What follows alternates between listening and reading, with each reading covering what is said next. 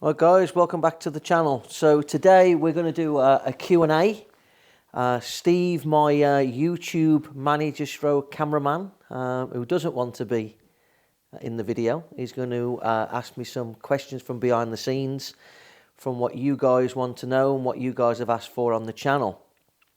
So everything's been really busy. I've been travelling around in China, travelling around Asia, playing a lot of Chinese 8-ball pool.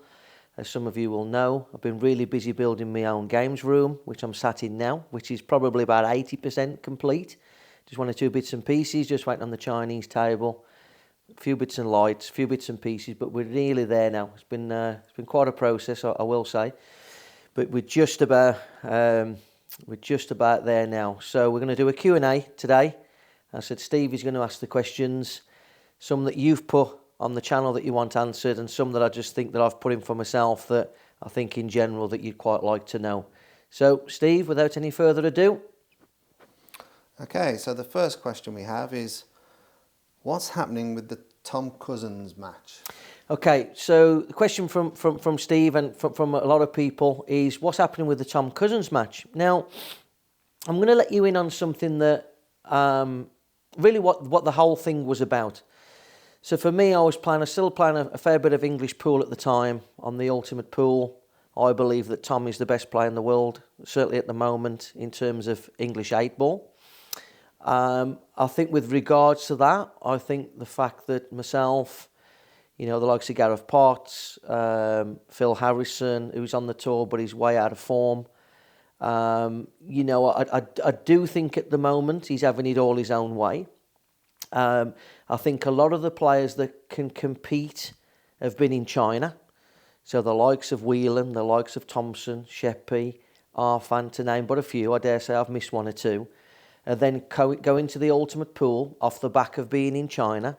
So they're jet-lagged, off the back of playing a different game, for a week or two, and still holding their own. I mean, Jack in particular has been doing well when he's gone back. Arfan made the final of the last one, got edged out by Stevie, he scratched on the 8-ball to effectively win the tournament. So Tommy's the best player.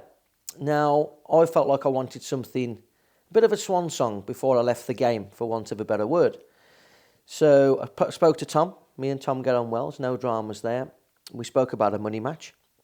It was going to be for 100,000. It had to be real. It wasn't just about selling tickets. It wasn't just about getting the public to pay. It was real. He was covered. Don't want to go into any names, but he was covered by a very reputable person in Ireland who was happy to cover his money. And I was covered here by various different sources. So everything was okay. Now, where I'm going to let you into what it was really about was I wanted to play it at the Crucible. So I kept my cards very close to my chest because obviously it was my idea. I didn't want anybody else to run away with the idea. We would sell tickets for the Crucible. It would be pay-per-view. I'd sell the sponsorship to various different companies. So I had tables that were sold. If you've been to the Crucible where they have the BBC cameras, there was room for tables, for corporate tables. Many of them were sold, certainly to my personal sponsors. And I probably had the best part of the first 3 rows sold out. Just by asking family, friends and people that were going to back the both players. So the Crucible holds about 850, 900 people. I was really confident that me and Tom would get close to filling it. And those that didn't get the opportunity to go to the Crucible, maybe they lived overseas or whatever, would get to see it on the pay-per-view. I was then going to approach, referees such as Michaela, who's obviously refereed the World Snooker Final, such as Melvin Harley, who's probably the most famous referee in English 8-ball pool, along with the guys that are doing it now, like Scott Price, like Patricia, excellent referees in their own right. But my target was probably Michaela, and if she would have gone for it, she would have probably got the job. If not, then Melvin, and then so on and so on and so on. So the camera team was in, the pay-per-view team was in. Now, Tom was up for that, I was up for that. Yeah, we were going to make a turn off it. Why not? We're professional people. If you want to, go to a concert, or if you want to talk about seeing professional people in a professional capacity, then you purchase a ticket, just like going to the darts. But it wasn't just about getting money for tickets, because I said the money was there to play a challenge match, as I like to, not a money match, a challenge match, in the most iconic Q Sports arena probably in the world. Certainly as what we understand it as UK people, which was the Crucible. I sourced the Crucible and how much it was going to be to hire. So the match wasn't going to be raised to 100 because we'd have to hire the Crucible for 3 days, which obviously would have cost a lot of money. I was quoted between 7,000 and 13,000 a day, considering what I wanted, security, the bar, etc., etc., etc. So it was probably going to be morning, 11 till 5, 7 till finish, raised to 35. Something along those lines. We hadn't quite gone into what rules we were going to play. We hadn't quite gone into what table we were going to play on. That was all to be negotiated pretty much by approaching the companies. What could they offer, provide to us for us to play on their equipment? Now, where we then went from there was Tom is an Ultimate Pool ambassador. So, having spoken to Ultimate Pool, and Tom was an ambassador, therefore, there was a different entity to the match. I'm not going to go completely into it. I've no interest in going into the ifs and the buts and the pros and the cons of it. All you need to know is at this stage the match won't be happening because Tom is an Ultimate Pool ambassador. I have then chose to go down the Chinese 8-ball path. Whether we then ever come together in the future and play the match, maybe. Maybe unlikely. So it's probably the pool fans that are going to miss out, in all truth. But the upshot of it all is through different implications, unfortunately at this moment in time, the match can't happen. And if you want to ask Tom the reasons why, well, he needs to tell you. But from my point of view, I was ready to play the match. Tom was ready to play the match. Unfortunately, with different contracts and different things going on, it's not to be at this moment in time. So sadly, that match won't be happening anytime soon. And yeah, that's about as much as I can say on that. And as much as I want to say on it because, yeah, that's it, guys, I'm afraid. So maybe another time. Okay, next question. This is from Alex Geezer. And he writes, please forgive me, that this might be a dumb question, but are you the same Mick Hill who started with the West Midlands County Youth in the 90s when my old best mate Dave Eggleton was running it? Yeah, so I am the same one, yeah. So I played a lot of pool as a youngster in the Dudley League. And I was playing a particular match up Dudley Snooker. Now, Dudley Snooker was quite I won't say a famous club back in the day, but a lot of people used to use the club. Stephen Hendry would go there. Steve James, who actually beat Stephen Hendry at the Crucible when Stephen Hendry was world champion in 1991. And that curse has continued because of that. They say in snooker, where you've won the first one, and nobody's ever retained it. Well, Steve James actually stopped Stephen Hendry in 1991 retaining it after he'd beat Jimmy White in 1990. So he used to use the club, and a lot of fantastic local snooker players that all played on the Pro Tour used to use this club. So I used to use the club, and they had a pool team from there. I happened to be up there playing one night, and Dave ran a team from the club in the Dudley League, and he asked me if I wanted to trial for the juniors. Back then, the juniors was at a place called Walsall Wood. So I went over to trial, and I got in the team. And I played in the team from around about 1994 to 1998 when I couldn't play any longer because obviously it's under 18s. Dave was the manager. We had a fantastic team. When I joined the team, West Midlands were the national champions. And a player that played in the team was the national singles champion, a lad called Mark Stevenson. So I actually, sort of joined into that team.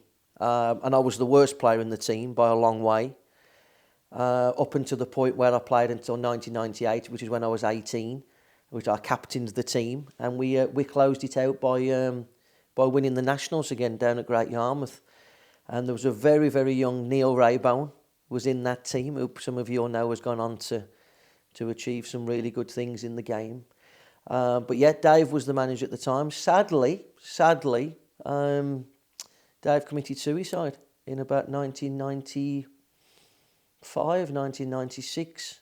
So I played under different county managers after that. One was a guy called Len York, who was really, really well liked and respected. And they do the Len York Memorial each year over in Bilston in Wolverhampton in his honour. And yeah, so from about 1994, I would say 93, 94 to 1998, I played in the West Midlands junior team, yeah. And it was a really successful time for the county. Okay, we have a question from Dob203, and he is asking, when are you going back to playing on the Ultimate Pool Tour? And I guess an extension of that, would you ever consider going back to the IPA? Okay, so one of the reasons why I left the Ultimate Pool was, and I want to reiterate this, on good terms. So I have no issues with any of the people at Ultimate Pool. I played Ultimate Pool for 3 years or whatever it was. I was obviously very much an instigator at the start of it with Chris Mellin, being one of the first ambassador. Me and Chris, the first two ambassadors. But I found I was enjoying the commentary and the punditry probably a little bit more than playing the tournaments, which, I don't know, is that an age thing? Is it just something that I just enjoyed doing? I find the practice incredibly difficult these days. You know, I've done it all my life, ever since I've been 5 years of age. And you got the young lads now that are practicing and they're keen for obvious reasons. There's more money in the game now than what there's ever been. But for me, it was feeling like a job, and the coaching and the exhibitions I really enjoy, and I wasn't really enjoying the tournaments. Now, one of those things, if I'm being brutally honest, was because it was Blackpool. Now, I've nothing against Blackpool per se. I've had a lot of success at Blackpool. All of my World Championship wins have been at Blackpool. It's always been a good hunting ground for me, particularly the hotel where it was played. But I just kind of felt like, you know, I've been coming to this place a long time. You know, I first walked in that hotel 27 years ago. And walking back in there, at first it felt fresh. It felt like, okay, we're out of the pool club scene. We're in the hotels. This is my environment. This is where I like to be. This is where I like to play. I can prepare. I'm staying in the hotel. You know, I've been there, done it, got the T-shirt, so to speak. But I just felt like after season 1, I was fed up of keep walking into the same venue. So that played a big part, if I'm being brutally honest. Then the fact of when I won the 3 tournaments, the 3 consecutive weekends, I finished number 1 in 2002. It was like another chapter closed for me. I've been through 3 generations of players. I've been through the end of the Lee Kendall, Brewer, kind of the back end of that era. Then I've had the Phil Harrison, the Darren Appleton, all that, Gareth Potts, all that era. Then I had that the world. Well, I wasn't playing the tours, but it was, you know, the Carl Suttons, the Chipperfields, the Gareth Hibbets, and, you know, all those type of guys through 2013 to 2019. And then I was asked to go to the Well again and come through the Tom Cousins era, the comeback of Gareth, the Mellin comeback, the Ultimate Pool, the Declan Brennans on the scene, and all. Again, I'm missing names, I know I am, but all these different people. And when I finished number 1 in 2022, that was almost the end for me. It sort of finished me off. It was like, what more do I want to do, and what more do I need to do? You know, I've gone through 3 or 4 different generations of players. I've managed to top the rankings in all those different generations, through all the different generations of players, with age going against me, with preparation and practice going against me, because it gets harder to do. What could 2023 offer? What can 2024 offer? It just didn't really offer anything. So I played half of 2023 because I was contracted to Ultimate Pool as an ambassador. You know, do the right thing. I didn't just want to walk away because I'd agreed to that. And pretty much when that sort of finished, it was like, well, I'm finished. If I'm being brutally honest, I would have probably walked away in around about August 2022. I only really stayed until kind of June 23 because I felt like I wanted to do the right thing by Ultimate Pool and the commitment I'd made to be an ambassador, but particularly the commentary and the punditry, because that was what I was really doing. So in terms of a comeback, never say never, because I've done it before. Do I see it anytime soon? No. What would lure me back? I don't know. Maybe a one-table setup with a crowd of 300 or 400 people each time, a bit like the snooker, a bit like the 9-ball. That might get me back. But it's going to have to be something for the juices to be flowing again for me to really, really want to come back and compete. As far as the IPA is concerned, unlikely. Again, if I was probably going to go back to anything, it would be the Ultimate Pool. But, you know, the IPA have got new people took over. I've got a lot of time for Paul Corrigan and Santa, Steve Allison. I've had some dealings with them in the past. I think they're really reputable people. I like them. I've never personally had any issues. I've had more dealings with Paul than what I have Santa. But again, never had an issue with either of them. Whenever I've had any dealings or business with them, everything's been 100% sweet as a nut. I think that's a big positive for the IPA. You know, I think change did need to happen for one reason or another. And yeah, look, I've got a lot of friends on both sides, and if they can, you know, make a living and they're enjoying it and they're doing what they're doing, good luck to them. And I'd like to see everybody happy in pool because I realise the struggles and I realise how difficult it is. Okay, we've got a question from John Cooper around cues and cue sizes and weights and tips. So I guess the question could be, you know, as a new player looking to buy a cue, have you got any advice in terms of the tip size? Why would you have a small tip rather than a larger tip? The weight of the cue, is it a single or is it a 3/4? Okay, so well, I've played with the same cue effectively since 1992. So my father bought me a cue for Christmas in 1992, and the shaft of the cue is still the very, very same one, 33 years on. The butt of the cue sadly had split because it was a 3/4. So in 2012, Craftsman in Leeds effectively spliced a butt into the original shaft. Sounds a bit crazy, I know, to make a one-piece cue. Now, again, over time, I mean, that shaft's a really, really, really old shaft. And it wasn't a particularly expensive cue at the time. Since then, I feel like I have got some good news. I will do it on a proper announcement, but seeing as I've been asked the question, I've been with Tiger Cues for 3 years now. In June 2025, we are going to launch the Mick Hill range. So I will be using a new cue 33 years into my pool career effectively. So it's going to be 17.5 ounces in weight. It will be 56.5 inches long. Now the reason for that is because I like to hold the cue at the very back.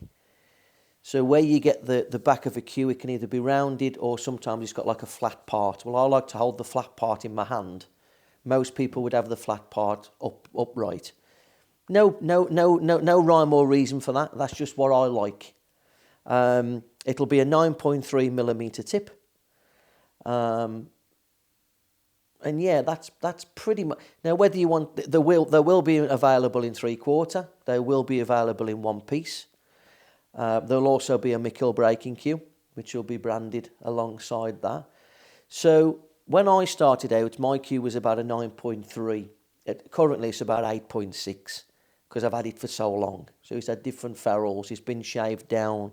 It's way too thin. It's difficult to find the centre of the cue ball, particularly on these fast cloths these days and the new balls. So I'm going to be in at about 9.3. And I think probably over time, years ago, players played with a far greater variation, in my view. So you could have somebody that's playing with a 7.5, like Chris Melling back in the day, and you could have some of this playing up as close as a 10. Phil Harrison's always played with like a high 9s going towards 10. And obviously, fantastic player. Jason Twist was at like 7.2 or something, or whatever he was.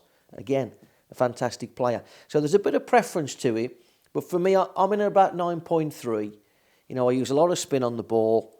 I like to get to the extreme edges of the cue ball, but also as well, I don't want something too thin where if I want to strike the centre of the cue ball, the tip is so thin that my target area becomes smaller before putting unwanted side spin on. Now, what I mean by that is you think you're hitting the centre of the cue ball, but you're aiming a little bit to the left and a little bit to the right. And that's no good to nobody. So in that instance, 9.3 gives me a nice bit of control if I want to find the centre of the cue ball, but it's not too big where if I want to go to the edges of the cue ball with spin, I can still find the edges because the tip is still small enough to do that. Keep a lookout in June. See what you think, see what you like, try it out. But as I said, there will be the Mick Hill World Champion Elite.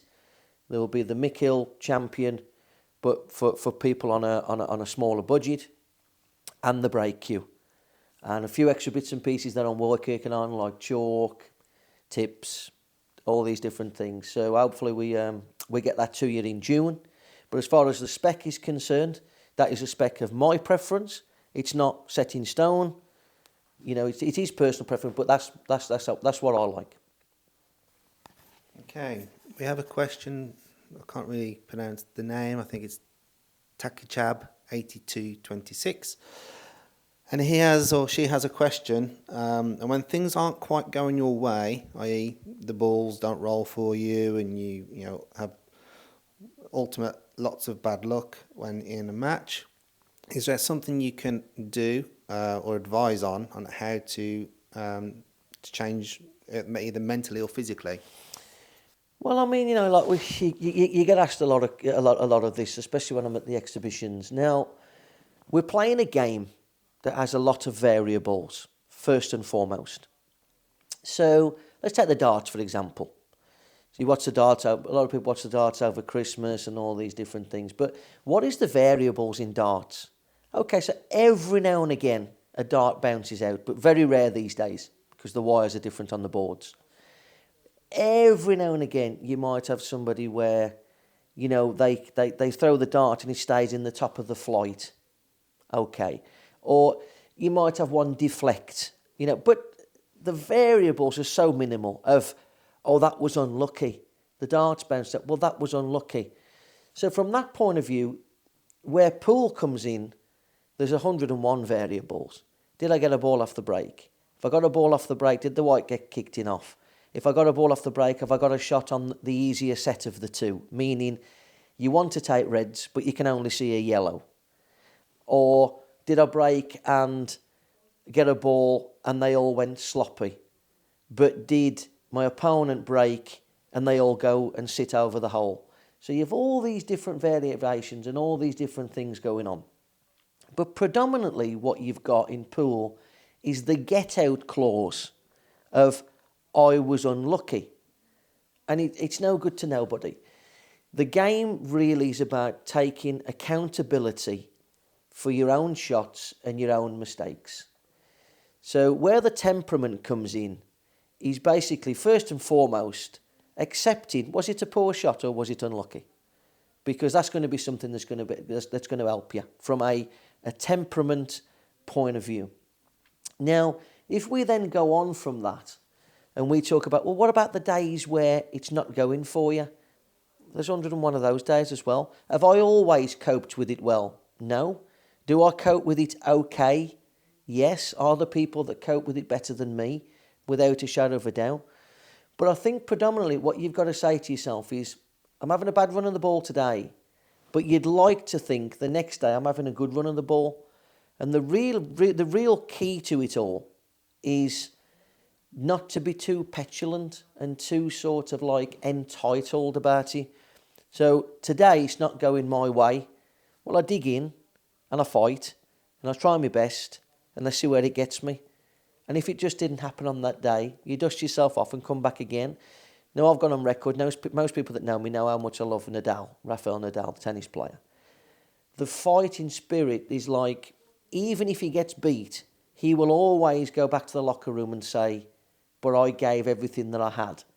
I just either wasn't good enough on the day or the other person was just too good on the day. So, and I think I don't always practice what I preach with this. In fact, I know I don't.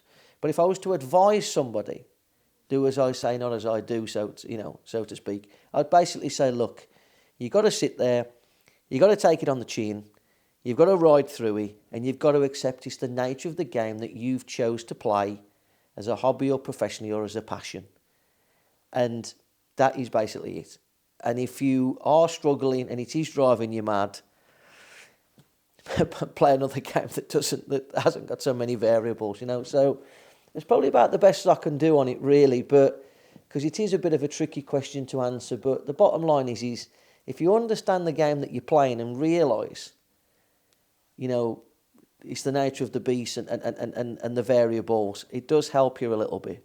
And take a little bit of, take a bit of heart that everybody struggles, everybody gets annoyed, everybody's temperament is tested.